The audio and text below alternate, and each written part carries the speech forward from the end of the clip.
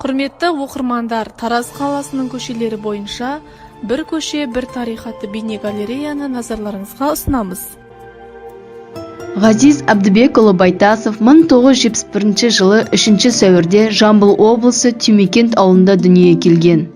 Ол мектеп оқушысы болған кезде әкесі Әбдібек қайтыс болып, әкесіз өсті.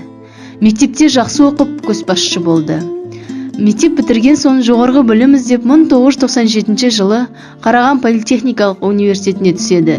2002 жылы Әл-Фараби атындағы ұлттық университетке түсіп, аталған университетті тәмамдайды. Ішкі істер органдарында қызметін 1992 жылы 11 мамырда Жезқазған облыстық атқару комитетінің жол патрульдік қызметінің инспекторы қызметінен бастады. Осы кезде әйелі Гүлжамалды кездестірді. Ғазиз 20 жыл құқық қорғау органында қызмет етеді.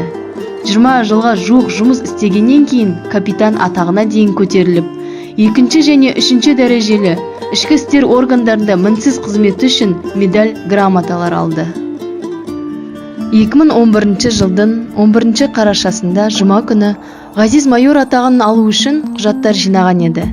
Бірақ 12 қарашасында полиция капитаны Тараз қаласында қауіпті қылмыскер тұстау барысында қайтыс болды. Қылмыскердің қолында гранатаны халыққа қарай лақтыруға жол бермей, өз денесімен жауып қалады.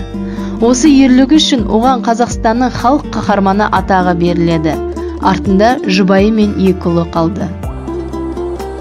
Ғазиз Байтасовпен қоштасу 14 қарашада қайтыс болған Қазбек би көшесінің жанында орналасқан Динамо қалалық спорт кешенінде өтті. Оған мыңдаған адам келді.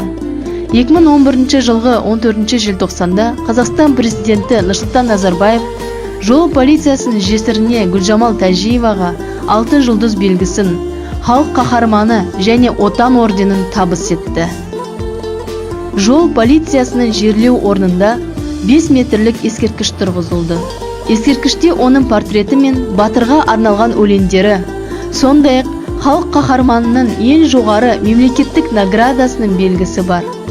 2012 жылғы 30 қазанда Байзақ ауданы Сәркемер ауылындағы Батырлар аллеясына Ғазиз Байтасовтың есімі қосылды.